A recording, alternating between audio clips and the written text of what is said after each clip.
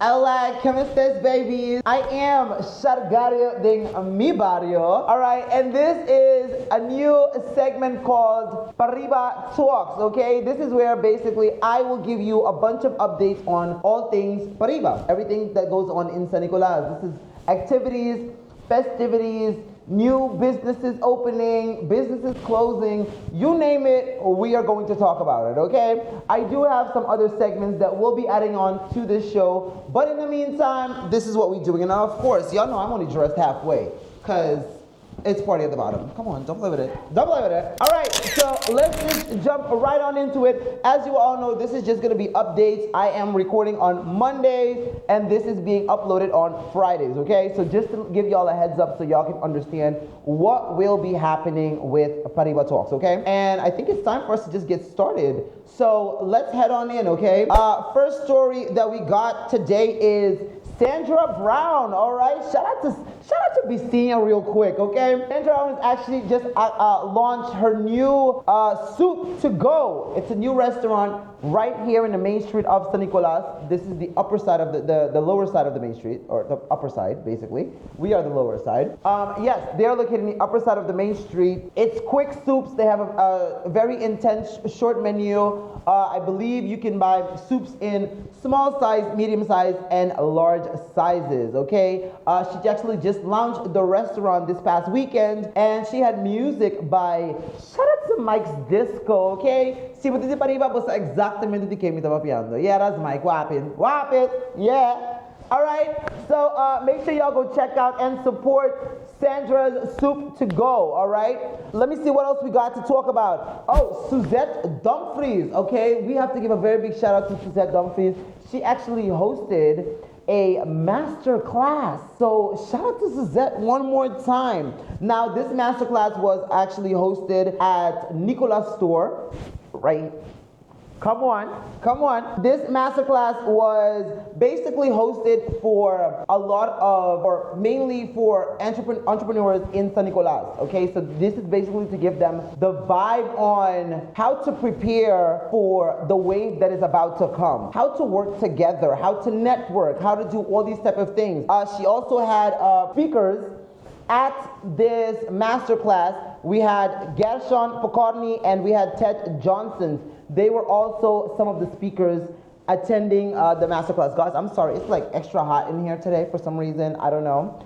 But yeah, we're gonna have to just deal with it as is. Okay, and the next masterclass, if you wanna join this, is gonna be on June 14th. Okay, so make sure y'all check it out. Reach out to my girl and get your class on. All right, moving on to our next segment. Or well, not next segment, our next story. We had Monumenten Open Dag, okay? This past weekend as well, where this is the second annual version of this activity.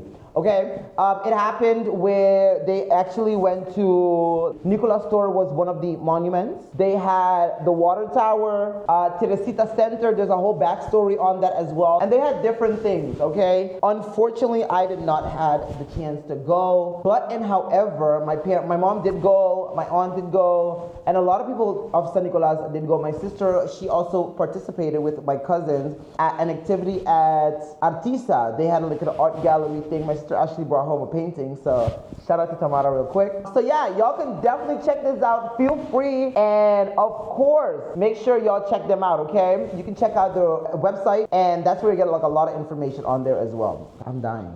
I'm really dying. Like, oh my God. Moving on, okay? We also have to talk about some broken streets that we got up in San Nicolas.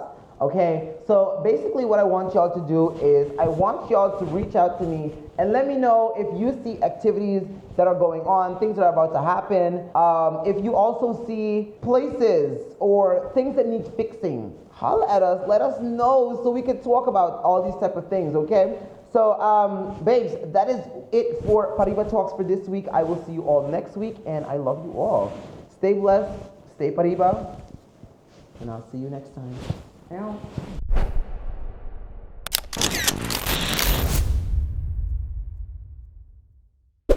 Hola, ¿cómo estás, yo? We are here with Unfiltered Politics, okay? And along me is who else? Like, who else would I talk politics with other than the one and only Mr. Miguel Mansur? Now, before we jump right into this, I just really want to say, because I feel like I'm gonna get a lot of like backpush and like backlash on, hey, if this is about Pariba, why didn't you use somebody from Pariba? And like, Fair.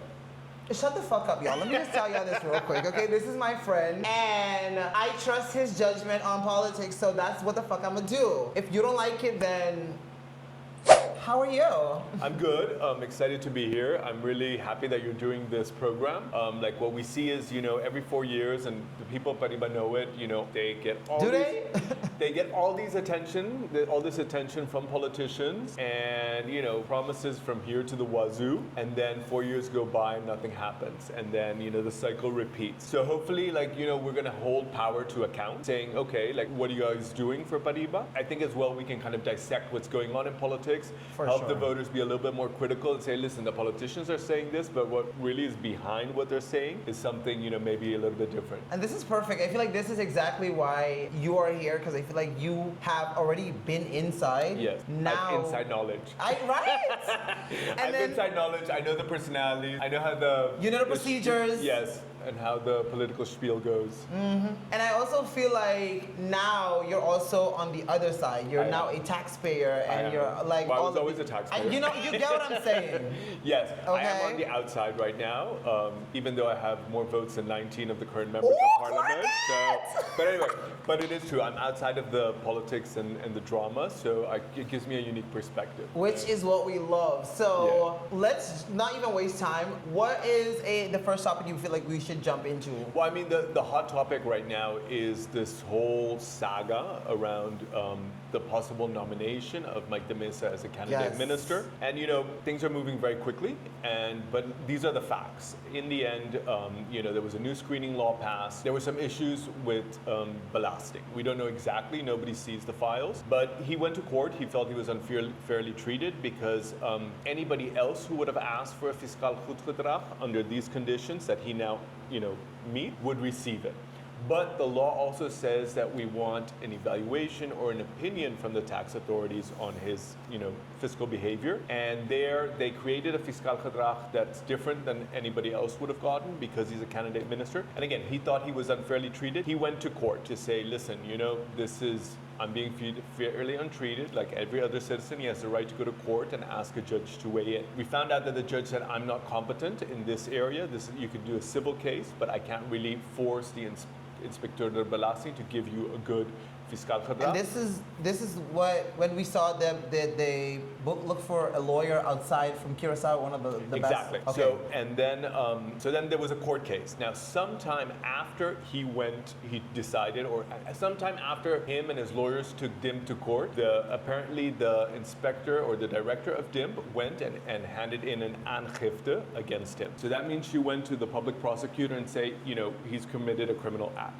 Now, it's her right to do that. But, she thinks that he has, and she would like it investigated. It's her right to do that. Oh, okay. So, okay. So it has to be substantiated because otherwise he can, put a counter complaint for false aangifte. But anyway, what's shocking is that she has every right to do that. But unless she did that against every citizen who was in a similar position, it looks like you're meddling in politics. And the fact that, when you discovered this, you should have gone and given the right aangifte away. Then, not Facts. after he decides to take you to court. Facts. So it does look a bit like dirty politics, and then you ask yourself, nobody's going to put their job at risk unless, do they have a guarantee from the minister? Has her minister said, you go, we got your back no matter what? Because I don't think they're going to put out their neck like that. Just, they say no, but of course politicians are not going to admit, yeah, we did this.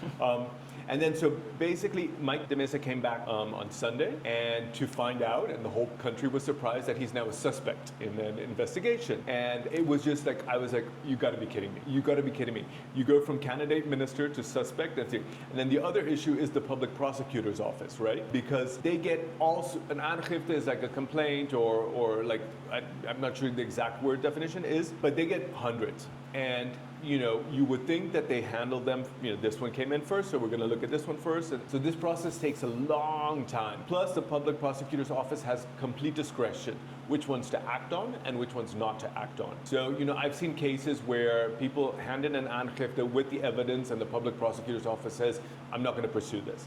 They do have limited resources, so they can't pursue everything, so they get to prioritize. But it is remarkable that I've never seen it move this quickly. This is probably the investigation that's moved the quickest in the history of the country. So, the director of DIMP hands in an aangifte. Within a week or two, the public prosecutor has made him a suspect. It never moves that quickly. So it does seem as well that maybe the Openbare Ministerie prioritized this. And then that's a big issue because then you have the judicial branch of government stepping into the executive branch. We have the Trias Politica, which is a separation of power. You have the executive, the legislative, and the judicial. And right now they're all getting mixed up. And that's a real threat to democracy and the good order of things. Yeah, things are hot. I'm personally shocked that it went this far, like that, a couple months ago you're a candidate minister, now you're a suspect, and that all the things that happened for that to take place, one plus one is two. Let me ask you this, where do you see, how do you see it looking for Mike de Mesa as of right now? So right now, as long as he's a suspect, he cannot become a candidate minister. So basically that is, the hope was after the verdict that the Prime Minister would now nominate him as a candidate minister. That is no longer possible because the Openbare Ministerie, the public prosecutor, has withdrawn the previously issued goedverklaring, and now he's a suspect. So that cannot proceed. So, we're going to find out more. This is a developing story. So right now he cannot become a minister, and it's really going to come down to, has he been treated fairly politically? Have the institutions functioned in a way that is impartial, sufficiently removed from politics, and in a way that they treat every citizen equally? And I think if we put them to the test, they fail. And then that's another issue. What is the government going to do to improve our situation of checks and balances, to ensure that everybody is treated equally and fairly, and that politics doesn't infiltrate our institution? So I want to add, because this show is basically mainly for the public by the public, okay? Yes. So what do you think the public, or how do you think the public should be reacting to such news right now? And what do you suggest that, or what do you think the public should be doing in a case like this? So I think the public should be asking themselves, maybe feeling a bit of outrage, but also asking themselves, is this acceptable? Because in the end, we don't know exactly what's in the screening report. Maybe he didn't hand in an aangifte on time or whatever. Yeah. And then the big question is, should handing in an aangifte for belasting late disqualify you for life from being a minister? We see in the US that, whenever somebody goes through a vetting process to become, Secretary of State, Secretary of Treasury, oftentimes during that process they may have underpaid taxes, so they'll write a check to the IRS, no questions asked, and then they get confirmed. My personal opinion is no. 80% of the island, has maybe handed in an aangifte late. Belasting is very bad. They have about 167,000 bezoars pending. And I can just give you an example. So in my 2022, they forgot to discount some foreign tax that I already paid. So I went into bezoar, and I got a letter saying, we've received your bezoar, but if you don't hear back from us within a year, you have to file it again. And I'm just like, whoa. Each government department or institution, there's a law that gives them the power to collect taxes or hand out a bovenvergunning or whatever. And in the law, there's always a legal period stipulated in which they have to do their job. Practically none of the government departments achieve that. So the government departments themselves are not able to comply with their basic task according to the law. And now you have these departments demanding more from the citizens, something that they themselves are incapable of doing. So is administrative reform in order? Absolutely. But it's also, my thing is I said, handing an aangifte late is not, in my opinion, grounds for denying somebody to become a minister. But I'll tell you what is. What Adi Taysen did, breaking the constitution, removing Marisol as a minister with less than 10 people present in the chamber, that should be a grounds to not make you a minister. What successive presidents of parliament have done, violating the reglement van orde, which all of them have done and continue to do, even those of this since post-election. If 3 members of parliament are calling a meeting and you as president are obliged to do it and you don't call it within 30 days, you should be disqualified from being a minister. If you, fire the 2 directors of WEB, put your brother-in-law there, put the boyfriend of your coordinator as director of utilities ignored a letter from the old director not to proceed with the deal of Eagle Energy, that should disqualify you from being a minister. Oh, you're hungry today. Not handing in an aangifte late. So those are the things that I would like the voters to keep in perspective. Like, let's get real. Let's keep it real. Like these, that isn't illegal. That won't disqualify you from being a minister. But handing in an aangifte late, apparently. Yeah. Like, Yeah. let's weigh things a little bit, people. Yes, Let's yes. weigh it a little bit. Oh, damn. Yeah. But, bringing the focus back, okay, that was also Pariba related because it's a candidate from Pariba, the one who got the most votes. He actually grew in the last elections. He's been with the AVP since, I think, 2004 or 2005. And he's, I've said it before, I went to his court case and I did that because politicians, there's a public image that they want to present in front of the camera. Sí, te costa bonita. And then there's a real person. And there are a few of them that are the same person in front of the camera and in reality. And he's. Are you one? I hope so. Actually, but you want to laugh? I was at one of the Pride events this weekend, and some drunk lesbian came up to me and she's like, "Yeah, I didn't vote for you because I don't think you're genuine." And I was like, fair, but in my mind I was like, bitch, please. Fuck you. But anyway, moving on. So he's the nicest guy in politics. That's my experience from him. So I don't know the details of the case, but I did want to be there to support because I don't feel he's being treated fairly. Yeah, he's not being treated like every other citizen. And I think you can even say, in his party, he's not being treated or supported the way other people have been treated or supported. I don't know all the details, but but bringing it back to kind of, let's say, what we really want is... This part is a bit shady, sorry. I'm gonna just throw that out there real quick. Let's roll that ball. That party is a bit shady, but that's all I'm gonna say for right now. Okay, that's you. But let me put it this way.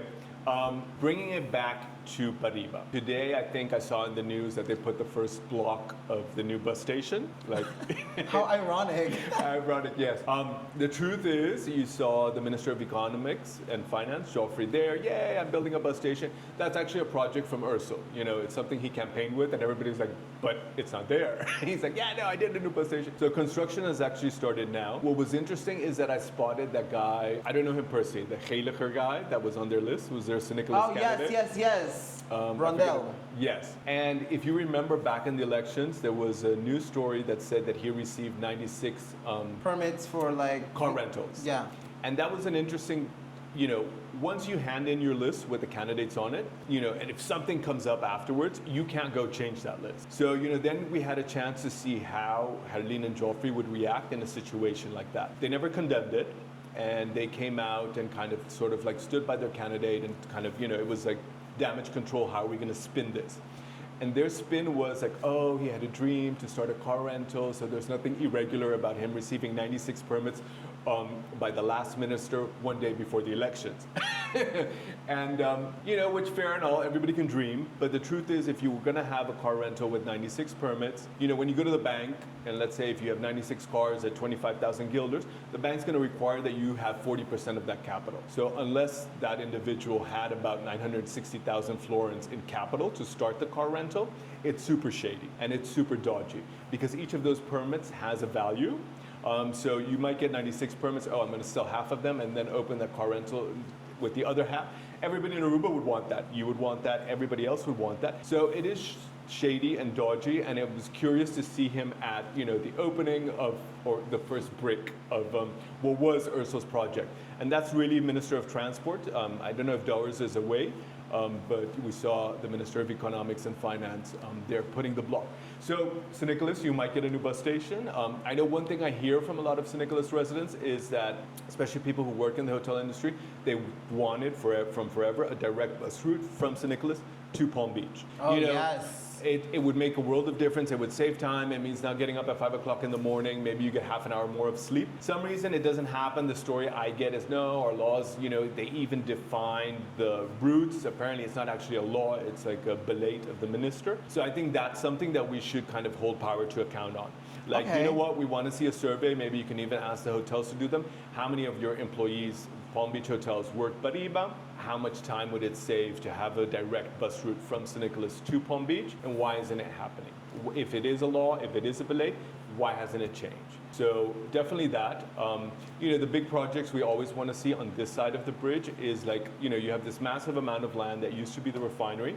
There's a certain value of the scrap metal on it. So, you know, nothing gets done ever.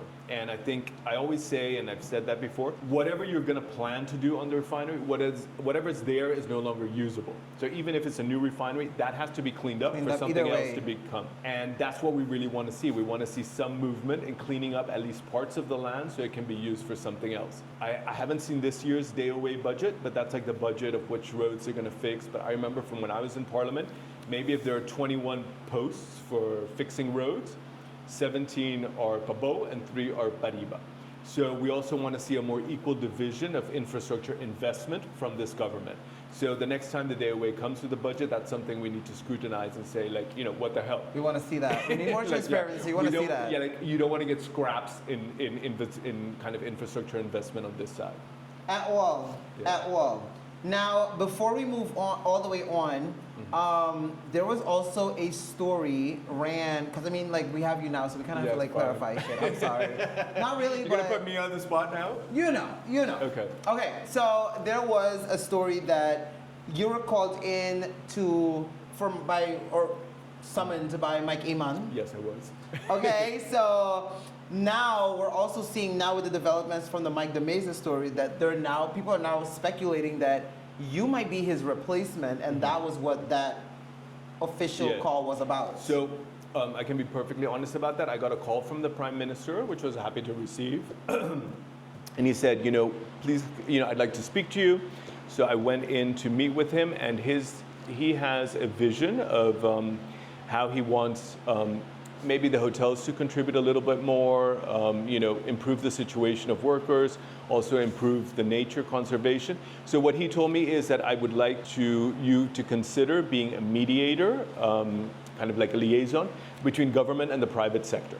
So somebody that, you know, the private sector can go to and say, listen, this is not working for us, or we want this, and somebody that the government can say, you know, Miguel, we want you to go talk to the hotels because we want them to pause new construction until we kind of like, you know, our infrastructure is up to date, meaning Airways at D is complete, meaning, you know, our roads have been fixed and stuff like that. So that was the first conversation. And I said, you know what, it sounds interesting, but like put it on paper, like, you know, like give me a formal offer of what you want me to do. And that has not happened yet, you know, so government moves very slow, it's very bureaucratic. I did hear through the grapevine that the Minister of Economy and Finance was not happy about that, that he was not pleased that the Prime Minister was offering somebody a liaison position with ministries that, you know, might have to deal with him, which is ironic, you know, because you think we're all in it fighting for Aruba and working for Aruba, and you want all the help you can get. But that's, you know, politics is like that. In the end, there are certain politicians that put Aruba first, and others that, you know what, it's about us winning the next election. It is. So, but at no time was it ever suggested to me that, you know what, you could be a possible candidate minister. That was never stated or implied. And I don't. Let me put it this way, from a political perspective, San Nicolas put the government there. You can, you know, AVP has to stand by Mike de Mesa, and AVP has to stand by the San Nicolas community. And when I went to the court case, what was interesting is that, you know, there were people that weren't AVP, but they were from Pariba, they were there, and they just came to say, like, you know, this is our candidate, and we came to support San Nicolas, not necessarily AVP supporters. So I don't think that there's anybody who can replace Mike de Mesa, to be honest. That's facts. That is 100% facts. Yeah. So basically, that is kind of it for today. Okay. And then we come back next week, so we could keep this pushing because there's a lot to talk about. There is, yes. There is a lot to talk about. So thank you for your time. Thank you, Sharkk. And we're going to see y'all next week. Do you have shade for anybody? Do I have shade for anybody? I'm going to bring the button next week and we'll start. I do. Did you see there was a member of parliament? Everybody did shade on him already. Adriana Smain, the journalist, said there was this member of parliament from the AVP who went to swear in dressed, you know, I think Adriana Smain said, you know, I thought the governor had a state visit from another planet. He had a little bit of a fun outfit, let's put it that way. Okay, I did not see that. I'm going to send it to you. I'm going to send it to you. Please do. Yeah. All right, y'all. So we're going to see y'all next week. Stay blessed, stay beautiful, and you already know. Ow. Purr.